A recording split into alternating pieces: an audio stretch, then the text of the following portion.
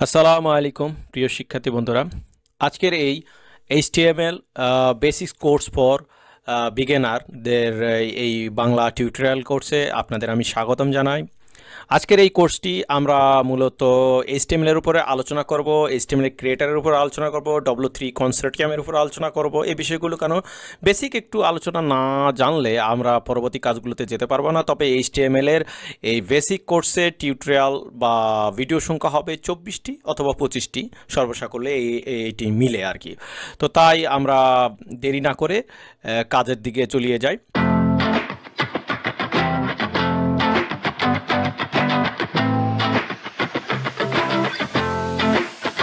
চলুন। তো এইচটিএমএল বলতে কিন্তু আমরা অনেকের এক একজন এক একভাবে অ্যাব্রিভিয়েশন করে থাকি, কিন্তু আসলে তা না। এইচটিএমএল এর যে অ্যাব্রিভিয়েশনটি হচ্ছে হাইপারটেক্সট মার্কআপ ল্যাঙ্গুয়েজ। এখন এই মার্কআপ ল্যাঙ্গুয়েজ আর প্রোগ্রামিং ল্যাঙ্গুয়েজের মধ্যে অনেকে গোলমাল করে ফেলে, ঠিক আছে? কোনো কিছু ঢালাই দেওয়া আর সেটার ফাউন্ডেশন তৈরি করা এক জিনিস না। ঢালাই তো বিভিন্ন জায়গায় দেন, কিন্তু ফাউন্ডেশন একটা আলাদা জিনিস। তো যেমন আমরা মানুষ, আমাদের বডিতে কিন্তু স্ক্যালিটন রয়েছে। স্ক্যালিটনটা আমাদের এই যে গোস্তগুলো বলতে পারেন বা টিস্যুগুলো বলতে পারেন, এগুলোকে বায়োঅ্যাটাচড রাখে। তো তদ্রূপ এইচটিএমএল হচ্ছে এই যে ওয়েবসাইটগুলো রয়েছে, এই ওয়েবসাইটগুলোর স্ক্যালিটন বা ফাউন্ডেশন। এবং তার উপরে আপনি যখন গোস্তের মতন টিস্যু স্থাপন করবেন, সেটি হচ্ছে আপনার সিএসএস। তাতে একটু মেকআপ করবেন, একটু মুভমেন্ট করবেন, চলাফেরা করবেন, সেটা হলো জাভাস্ক্রিপ্ট। তো যাই হোক, আমরা ওগুলো পরে আলোচনা করব। আমি একটু সংক্ষেপে এই কথাগুলো বললাম আর কি।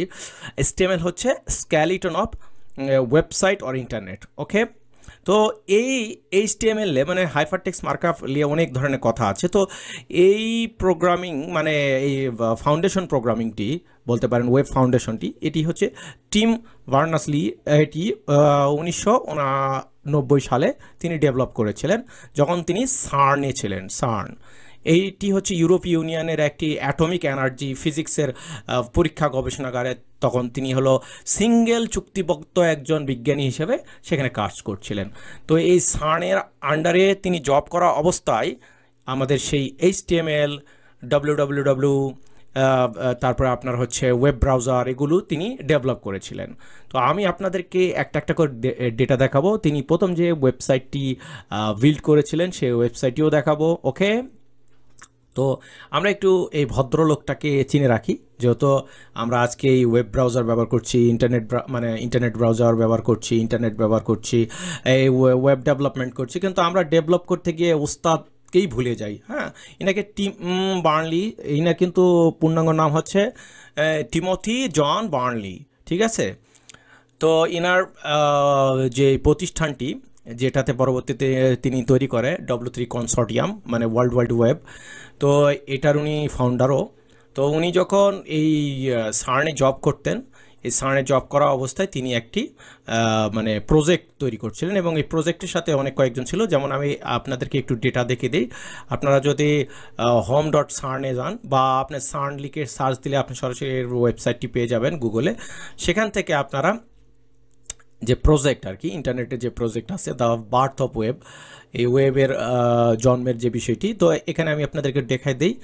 ব্রিটিশ সায়েন্টিস্ট ইনি ওয়ার্ল্ড ওয়াইড ওয়েব মানে W3 ডেভেলপ করেন 1989 সালে, এবং সেই সময় তিনি মূলত এইচটিএমএলের ফাউন্ডেশন দেন, এবং তিনি তখন এই সার্নে জব করতেন, ঠিক আছে? সার্ন কিন্তু ইউরোপিয়ান অ্যাটমিক এনার্জি আর কি টেস্টিং ল্যাব, বৃহৎ টেস্টিং ল্যাব আর কি, মানে অ্যাটমিক টেস্টিং ল্যাব। তো ইনার যে কাজটি ছিল, যে ইনি যে ওয়েবসাইটটি বিল্ড করেছিলেন এইচটিএমএল এর বলতে পারেন প্রথম এইচটিএমএল যেটাকে বলতে পারেন, সেটিও আমরা দেখব এখন। সেই ওয়েবসাইটটি দেখতে এইরকম, আপনারা এখনও আছে, আপনারা দেখে নিতে পারেন। তো এর ইনফো আরও, অন্যান্য যদি ইনফো আরও নিতে চান তা নিয়ে নিতে পারেন। দেখেন, এই যে ওয়ার্ল্ড ওয়াইড ওয়েব, এটি যা লেখা আছে এটি হচ্ছে সেই ওয়েবসাইট, বলতে পারেন এইচটিএমএল এর প্রথম ফাউন্ডেড ওয়েবসাইট।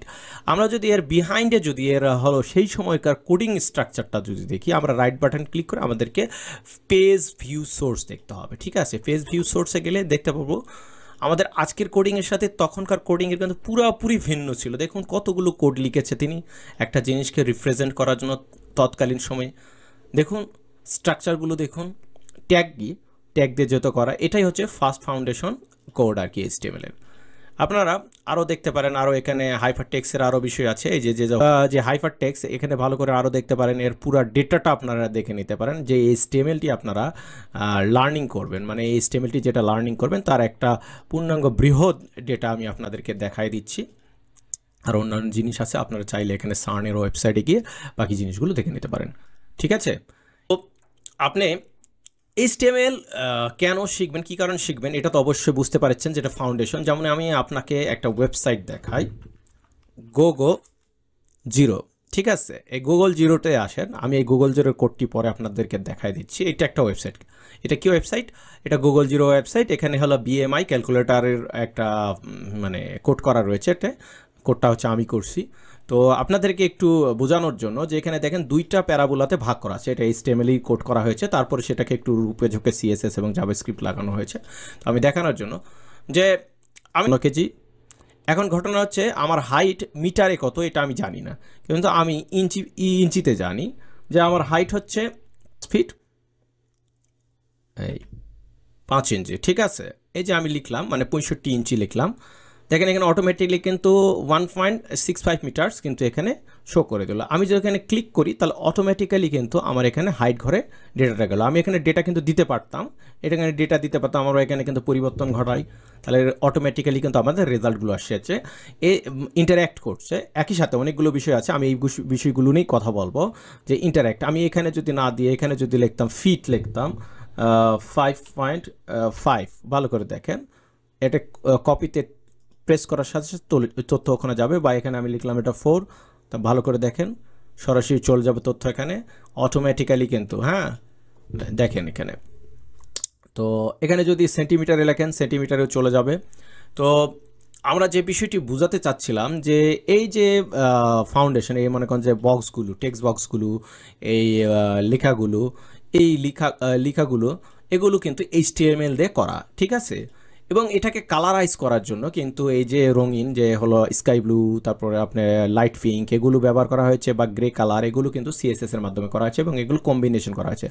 এবং যখন আমরা এখানে কিন্তু তথ্য দিচ্ছি, দেওয়ার পর এখানে যখন ইন্টারঅ্যাক্ট হচ্ছে, যেমন এটাকে একটু আমি আরও হাইট বাড়াই দিই 6.7, এরপর কপি করলাম, দেখেন অটোমেটিক্যালি যে ইন্টারঅ্যাক্ট হচ্ছে, এখানে ক্লিক করার সাথে সাথে যে রেজাল্ট একটা দিচ্ছে, এটা হলো জাভাস্ক্রিপ্টের কাজ। তো এই কোডটিও দেখে দিচ্ছি আপনাদেরকে। এ হচ্ছে ফাইল, এটাকে আমি আলাদাভাবে রান করি, দেখুন দেখতে পাচ্ছেন।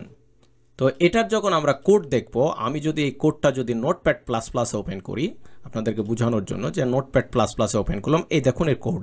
ঠিক আছে, এই যে HTML এর কোড, HTML এর কোডটি দেখুন, ডক টাইপ দিয়ে ডিক্লেয়ার করা হয়েছে, BMI ক্যালকুলেটর, যাবতীয় ডেটা দেখতে পাচ্ছেন। ঠিক আছে, কোড লেখা রয়েছে।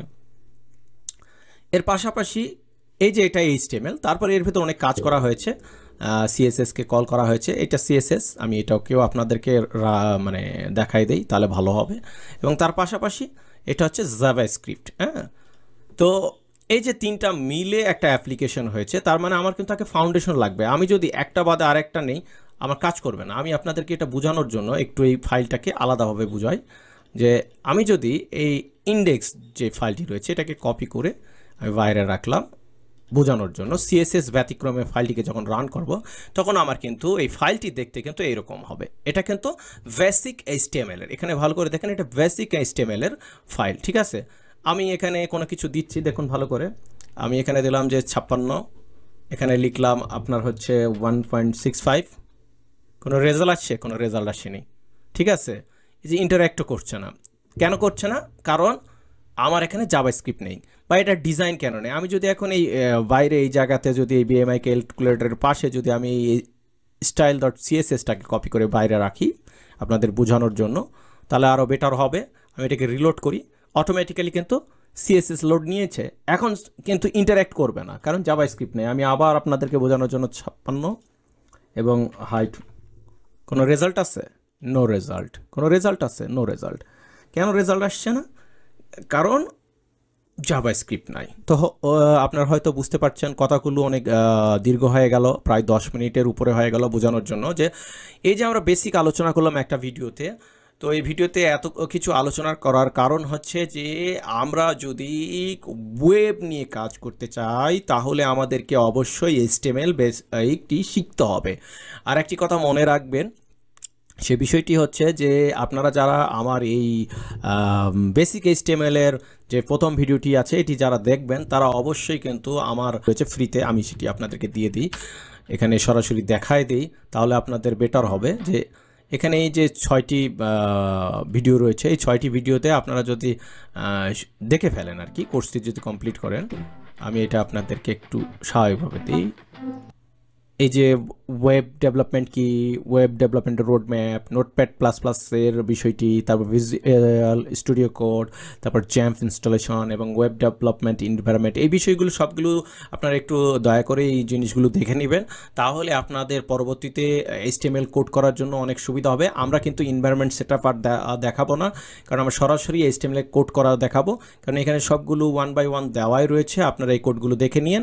আশা করি সকলে ভালো থাকবেন, সুস্থ থাকবেন, এবং হ্যাঁ অবশ্যই এগুলোর লিঙ্কও আমি কিন্তু আমার এই ভিডিওর ডিটেলসে দিয়ে দেবো, সেখান থেকেও আপনারা গিয়ে এগুলো দেখে নিতে পারেন। তো আশা করি আপনারা সকলে ভালো থাকবেন, সুস্থ থাকবেন, আর প্রয়োজনে একবার করে ঢু মেরে আসবেন গুগলি থেকে যদি আপনাদের টেস্ট করা দরকার হয়। এখানে প্রতিনিয়ত ডেটা আপডেট হবে, আপনাদের জন্য রিসোর্স থাকবে এবং সেই রিসোর্সগুলো আপনারা ব্যবহার করতে পারেন। আমি আশা করি আপনারা ভালো থাকবেন, সুস্থ থাকবেন। আল্লাহ হাফেজ।